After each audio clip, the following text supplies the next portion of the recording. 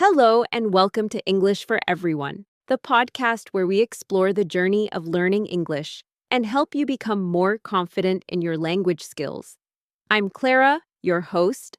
And I'm Eric, Clara's co-host. We're excited to have you join us for today's episode. That's right. Today we're diving into something that affects so many English learners around the world: the fear of speaking English. It's a topic close to our hearts because we've both worked with students who struggle with this. Absolutely. So many people have the grammar knowledge and vocabulary, but freeze up when it's time to actually speak. The good news is that this is completely normal, and more importantly, something you can overcome. In the next 30 minutes, we'll share practical strategies to build your confidence, reframe your mindset about making mistakes, and give you concrete steps to practice effectively.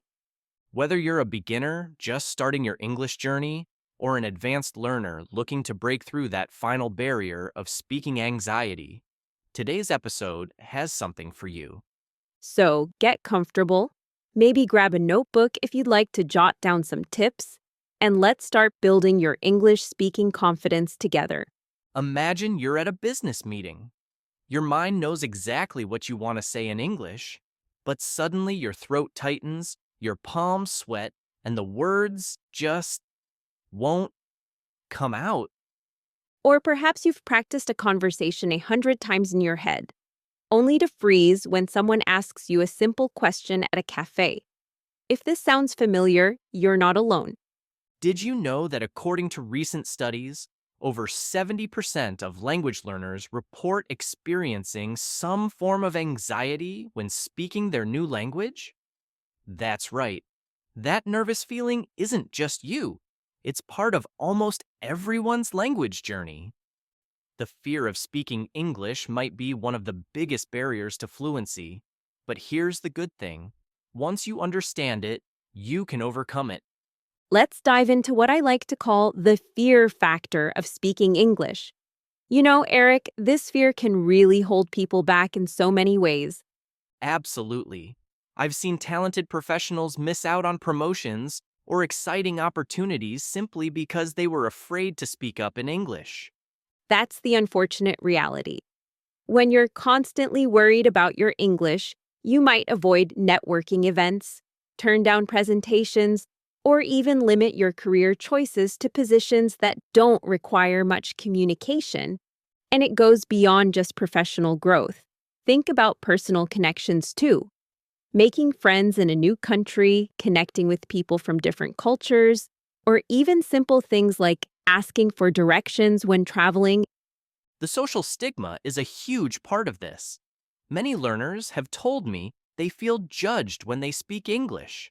Like, there's this invisible spotlight on them highlighting every mistake. I've heard similar stories. One of our listeners wrote in saying that her colleagues would sometimes smile or exchange glances when she mispronounced words, and it devastated her confidence. That's heartbreaking, but so common. There's this fear that people will think you're less intelligent or less educated just because you're struggling with a language that isn't your first. Exactly. And we need to address something important here. This belief that making mistakes somehow reflects your intelligence is completely false. Completely false. Some of the most brilliant people I know speak with accents or make grammar mistakes. Language learning and intelligence are entirely separate things. But the anxiety is real. I've met doctors, engineers, and business executives who become different people when forced to speak English. They shrink, they simplify their thoughts, they lose their personality. And that's perhaps the saddest part. When someone with rich, complex ideas has to reduce themselves to simple sentences because they're afraid of making mistakes. It's like wearing a mask that only shows a fraction of who you really are. But here's the thing: understanding these fears is actually the first step to overcoming them. Once you recognize what's holding you back, you can start to break free. So now that we understand the fears, let's talk about how to transform them into something positive. How do we turn that fear into fuel? I love that phrase, turning fear into fuel. The first step is really about reframing your mindset. Instead of seeing mistakes as failures, we need to view them as stepping stones to improvement. Exactly. Every time you make a mistake, it's actually an opportunity to learn. It's like your brain is highlighting exactly what you need to work on. I always tell my students to adopt what psychologists call a growth mindset. This means believing that your abilities can be developed through dedication and hard work. That's so powerful. When you have a growth mindset, you don't think, I'm bad at English. Instead, you think, I'm still learning English and I'm getting better every day. And you know what? Research actually shows that people with a growth mindset learn languages more effectively because they're not paralyzed by perfectionism. Another crucial element is building a supportive environment around you. You need people who will encourage you, not judge you. Absolutely. Finding the right language partners can make all the difference. These should be people who are patient, kind, and genuinely interested in helping you improve. There are so many ways to find these supportive communities, too.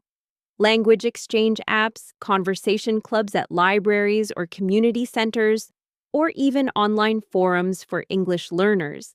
And don't underestimate the power of finding a language buddy, someone who's also learning and can relate to your struggles. You can practice together without that fear of judgment. I've seen amazing friendships form through these language partnerships. There's something really bonding about navigating this journey together. Then there's what I consider maybe the most important piece, celebrating small wins to build momentum. Yes, we often focus so much on our end goal of fluency that we miss all the amazing progress we're making along the way. Maybe today you successfully ordered coffee without switching to your native language, or you had a 5-minute conversation with a neighbor. These are huge wins that deserve celebration. I suggest keeping a language victory journal. Write down every successful interaction, no matter how small. When you're feeling discouraged, look back at all these victories to remind yourself how far you've come. That's brilliant. And remember that progress isn't linear. Some days you'll feel like you're speaking beautifully, and other days nothing seems to come out right. That's completely normal. The key is to keep showing up, keep practicing, and keep celebrating those small victories that eventually add up to impressive language skills. Now that we've talked about mindset and creating a supportive environment, let's dive into what really makes the difference in language learning: active practice. Absolutely, Clara. And I always say this to my students. Immersion is key. You need to surround yourself with English as much as possible. Yes. And there are so many ways to create an immersion environment, even if you're not living in an English speaking country. Movies, TV shows, music, podcasts, they're all fantastic resources. I recommend starting with content you already enjoy in your native language. If you love cooking shows, watch them in English. If you're into sci-fi movies, watch those with English subtitles at first, then try without them. And podcasts like this one are perfect because you can listen while doing other activities, commuting, exercising, cooking.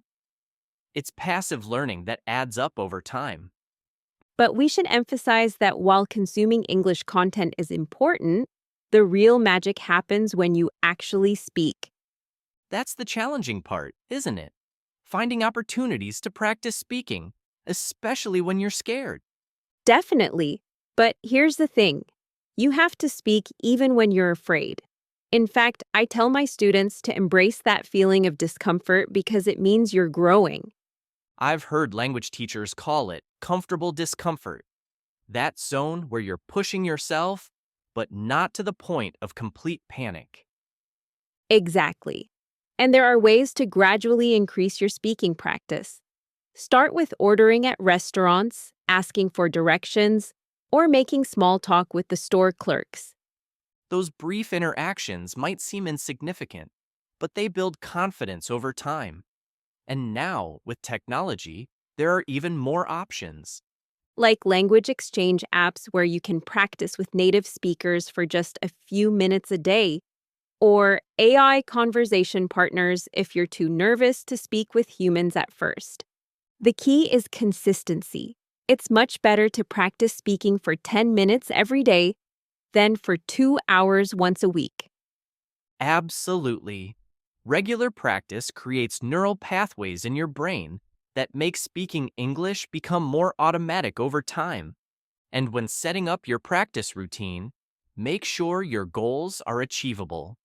Don't say, I'll become fluent in 3 months. Instead, try, I'll have a 5-minute conversation 3 times a week.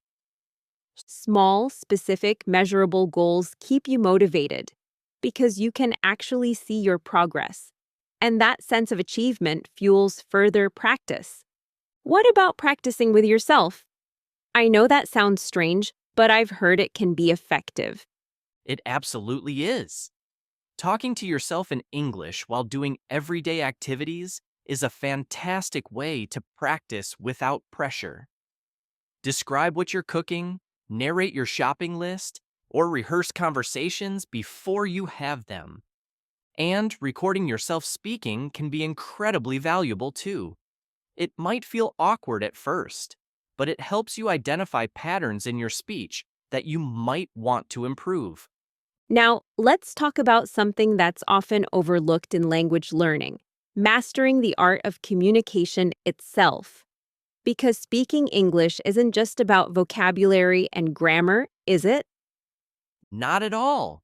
You can know all the words in the dictionary, but if you're not communicating effectively, you won't connect with people. And that's what language is ultimately about: connection. I think active listening is one of the most underrated skills for English learners. It's not just about waiting for your turn to speak. Exactly. When you really listen to understand rather than just respond, you pick up natural phrases, pronunciation patterns, and the rhythm of conversation. And it takes the pressure off you. When you're fully engaged in listening, you're not overthinking what you're going to say next or worrying about making mistakes. I recommend practicing the paraphrase technique. After someone speaks, try to summarize what they said in your own words. It shows you're listening and confirms you understood correctly. That's brilliant. It gives you a natural way to participate even if you're feeling nervous, and it helps cement those language patterns in your mind. Let's also talk about nonverbal communication. It makes up a huge percentage of how we convey meaning. So true. Even when your words aren't perfect, your body language can project confidence. Standing or sitting up straight, making appropriate eye contact, and smiling can make a massive difference. I always tell my students to practice power posing before important conversations in English. Just taking a confident stance for 2 minutes can actually change your body chemistry and make you feel more self-assured. And gestures can help too, both for conveying meaning when you can't find a word and for appearing more engaged and confident. Absolutely. Now, here's what I think is the most liberating tip for English learners: focus on clarity over perfection. Yes, native speakers don't speak perfectly either. We make grammar mistakes, stumble over words, and use feelers like and you know all the time. What matters most is whether you're communicating your message clearly. Sometimes learners get so caught up in forming a grammatically perfect sentence that they lose their train of thought entirely. I've seen students who know 5 different ways to say something but get paralyzed trying to choose the perfect one. Meanwhile, the conversation has moved on. Exactly. It's better to say something simply and clearly than to attempt a complex construction that might confuse both you and your listener. And using simpler words often makes you sound more natural anyway. Native speakers typically use straightforward language in everyday conversation. Remember, the goal isn't to impress people with your vocabulary, it's to connect with them through meaningful communication. So, we've covered a lot of ground on building confidence and improving your English speaking skills. But how do you keep that momentum going? Let's talk about sustaining your progress over the long term. This is crucial because language learning isn't a sprint, it's definitely a marathon. And just like any long journey, you need strategies to stay motivated when the initial excitement wears off. Absolutely. First and foremost, I can't stress enough how important it is to celebrate your wins, no matter how small they seem. Yes. Did you have a conversation with a native speaker that didn't make you anxious? Celebrate that. Did you understand a movie without subtitles for the first time? That's huge. I remember one of my students kept a victory journal where she wrote down every successful English interaction she had. On tough days when she felt like she wasn't progressing, she'd read through it and realize how far she'd actually come. That's brilliant. Our brains are wired to focus on the negative, so we have to intentionally redirect our attention to our successes. Another key aspect is seeking feedback and support. It's nearly impossible to maintain motivation in isolation. Completely agree. Working with a tutor or coach gives you accountability, personalized feedback, and encouragement when you need it most. And it doesn't have to be expensive. There are language exchange partners, community classes, and even online groups where you can get feedback on your speaking. The key is finding someone who makes you feel safe enough to make mistakes. The right coach will celebrate your efforts while gently guiding you toward improvement. And speaking of improvement, let's talk about setting realistic goals. This might be the most important part of sustaining progress. Absolutely. I see this all the time. People set these massive goals like become fluent in 6 months and then get discouraged when that doesn't happen. Breaking down your goals into manageable steps is so much more effective. Instead of become fluent, try have a 5-minute conversation about my hobbies or order food confidently at a restaurant. And make those goals smart, specific, measurable, achievable, relevant, and time bound. I will practice speaking English for 15 minutes each day this week is much more actionable than I will get better at English. It's also helpful to line your goals with activities you enjoy. If you love cooking, follow English recipes. If you're into sports, watch games with English commentary. Exactly. When learning feels like pleasure rather than a chore, you're much more likely to stick with it for the long haul. Well, Eric, we've covered so much today about overcoming the fear of speaking English and building lasting confidence. We definitely have. We started by acknowledging that fear of speaking English is real and can significantly impact both personal and professional growth. Right. And we talked about how to transform that fear into fuel by adopting a growth mindset where mistakes become learning opportunities rather than sources of shame. I loved our discussion about creating supportive environments too. Finding the right community can make all the difference when you're working on your language skills. Absolutely. And remember, everyone, consistent practice is key. Immersing yourself in English through movies, podcasts, and real life conversations will accelerate your progress more than anything else. We also highlighted that effective communication isn't just about perfect grammar or pronunciation. It's about active listening, body language, and focusing on clarity over perfection. And finally, we discuss strategies for sustaining your progress, celebrating small wins, seeking supportive feedback, and setting realistic, manageable goals that keep you moving forward. The journey to English fluency might seem daunting, but remember that every fluent speaker was once a beginner who made plenty of mistakes along the way. Exactly. So be patient with yourself, embrace the learning process, and most importantly, don't let fear stop you from expressing yourself. We'd love to hear about your experiences applying these strategies. You can share them with us on our social media at English for Everyone. And don't miss our next episode where we'll be diving into cultural nuances in English communication. We'll explore how cultural context shapes language and how understanding these nuances can take your English skills to the next level. Until then, keep practicing, stay confident, and remember, every conversation is progress.